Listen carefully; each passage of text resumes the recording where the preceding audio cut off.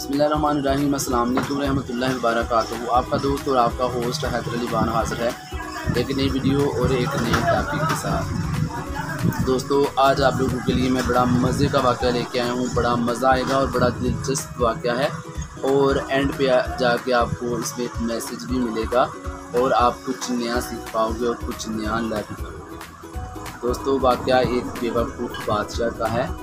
वाक़या कुछ इस तरह से है कि एक गरीब आदमी होता है और उसका जो मकान होता है वो काफ़ी पुराना होता है।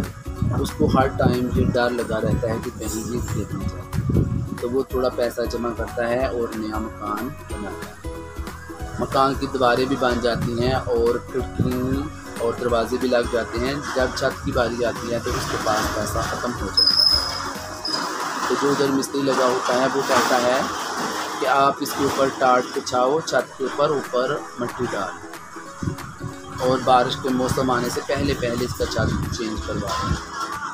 वो गरीब आदमी ऐसे ही करता है।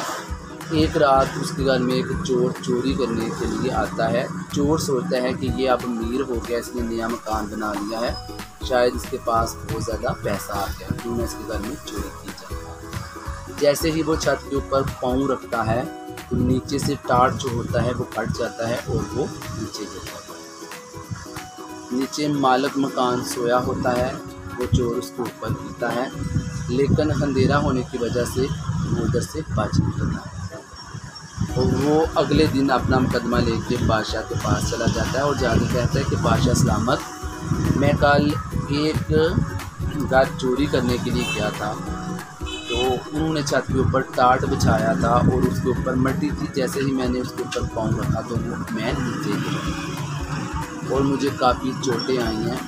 आप उस आदमी को कोई सज़ा दें।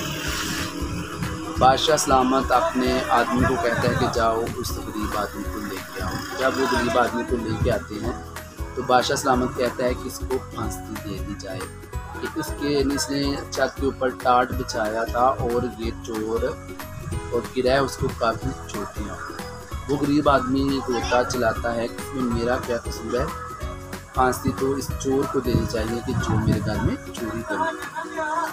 लेकिन बादशाह सलामत नहीं मानता। जब वो उसको फांसी देने लगते हैं गरीब आदमी को, तो वो गरीब आदमी कहता है कि बादशाह सलामत, इसमें मेरा क्या कसूर है, कसूर तो उस मिस्त्री का है जिसने मुझे बोला था कि आप इसके ऊपर टाट बिछाओ, फांसी तो उसको देनी चाहिए। बादशाह के आदमी जाते हैं और उस मिस्त्री को लेके आते हैं। बादशाह कहता है कि आप इसको फांसी दीजिए। जब उसको फांसी देने लगते हैं तो वो कहता है कि मेरा क्या इसमें कसूर है, कसूर तो उस टाट का है जो टाट फटा था और ये नीचे गिरा था। टाट जिसने बनाया है फांसी तो उसको देनी चाहिए। बादशाह सलामत उसको छोड़ देता है और कहता है कि जाओ जिधर से आप ये टाट लाए थे उस आदमी को लेके आओ। और जब उस आदमी को लाते हैं तो उसको फांसी देने लगते हैं तो वो आदमी कहता है बादशाह को कि मेरा इसमें कोई कसूर नहीं, मेरा जो टाट होता है वो काफ़ी मजबूत होता था, लेकिन जिस दिन मैं ये टाट बना रहा था मेरे पड़ोस में एक कबूतरबाज रहता था, उसने कबूतरों को छोड़ा, वो सामान पे कलाबाजियाँ कर रहे थे। मैं उनको देखने लगा। जब मैं उनको देखने लगा तो नीचे से मैं जो टाट बना रहा था वो टाट जो था मुझसे ख़राब बन गया। कसूर तो उस कबूतरबाज का। बादशाह सलामत कहते हैं अपने आदमी को जाओ उस कबूतरबाज को लेके आओ। जब वो कबूतरबाज आता है बादशाह सलामत कहते हैं कि इसको फांसी दी जाए।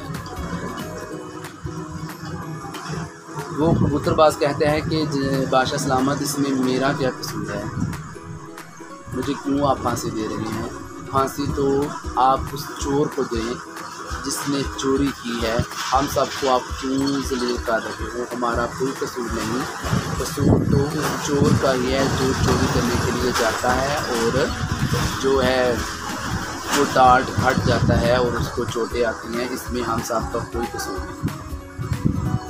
वो थोड़ी सी अक्ल आती है बादशाह के जहन में और वो कहता है कि जाओ उस चोर को लेके आओ।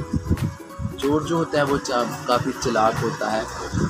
वो अपने जलाद जो होते हैं उसको कहता है उसको फांसी दी जाए। जब उसको फांसी देने लगते हैं तो उसकी जो कद होता है वो लंबा होता है और उसके पाँव जो होते हैं वो ज़मीन से नहीं पाते। वो जलाद बादशाह के पास आता है और आके कहता है कि बादशाह सलामत, वो जो चोर है उसका कद जो है वो काफ़ी लंबा है और उसके जो पाँव हैं वो ज़मीन से नहीं पा रहे, उसको हम कैसे फांसी। अब आप बादशाह की अक्ल का देखें कि वो क्या करता है। वो कहता है कि जाओ आप एक छोटे कद वाला बंदा लेके आओ और उसको फांसी दे। वो जलाद जो होता है वो पूरी बाहर जाता है अपने महल से। उधर जाके एक आदमी, गरीब आदमी होता है, उसने अपने कंधे के ऊपर वज़न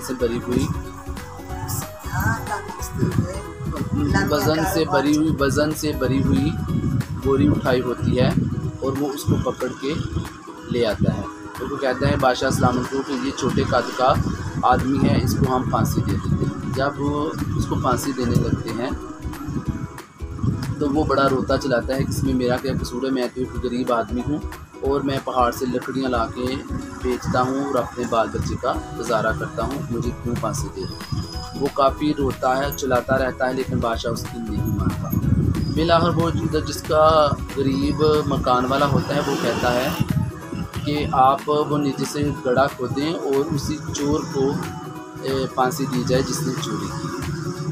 बादशाह के जहन में वो बात बैठ जाती है, थोड़ी समझ आ जाती है और वो नीचे से खुदाई करते हैं और उसको चोर को फांसी देने लगते हैं। तो चोर जो होता है वो काफ़ी चालाक होता है। वो कहता है कि मुझे फौरी फांसी दी जाए, जल्दी करो।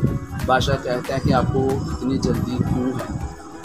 वो कहता है कि मुझे जल्दी इस वजह से है कि मुझे अभी खबर आई है कि जन्नत में एक बादशाह था, वो मार गया है और जन्नत वालों ने बोला है कि जो सबसे पहले मरेगा वो इस तख्त पे आके होली बैठेगा। मुझे इस वजह से जल्दी है कि मुझे जल्दी फांसी मिले और मैं उधर बादशाह के तख्त पे बैठूँ और मैं जन्नत का बादशाह बन जाऊँ। दोस्तों, जैसे ही वो बादशाह उस चोर की बात सुनता है तो उसके दिल में ख्वाहिश पैदा हो जाती है कि क्यों ना मैं जन्नत का बादशाह हूँ। जन्नत का बादशाह बनना बड़े एहसास की बात है। तो वो अपने जो उसके जलाद होते हैं तो उनको कहता है कि आप इस चोर को फांसी ना दें, उसकी जगह आप मुझे फांसी दें। तो ऐसे ही होता है, वो उस बादशाह को फांसी देते। दोस्तों, ये एक कहावत है कि 100 अक्लमंद के मरने से इतना फर्क नहीं पड़ता जितना एक बेवकूफ़ और एक अहमक को उधार दे दिया जाए। दोस्तों, ये थी मेरी आज की स्टोरी। अगर आप लोगों को पसंद आए इसको लाइक करें, शेयर करें और अपने दोस्तों के साथ भी शेयर करें। दोस्तों, अगर आपके मुल्क का जो बादशाह है, जो वज़ीर है, जो प्राइम मिनिस्टर है, अगर वो अच्छा है, लायक प्रोफाइल है, तो आपका जो मुल्क है वो अच्छा चल पाएगा। अगर आपका जो वज़ीर या कोई आपका प्राइम मिनिस्टर है वो अगर अच्छा सूझबूझ नहीं रखता तो वो मुल्क कैसे, उसके साथ भी ऐसा ही होगा जैसे इस बेवकूफ़ बादशाह के साथ। कल मिलते हैं किसी नई स्टोरी और नए वाक़े के साथ। तब तक के लिए हैदर अली आवाज़ को दीजिए इजाज़त और अपना बहुत ख्याल रखिएगा और मुझे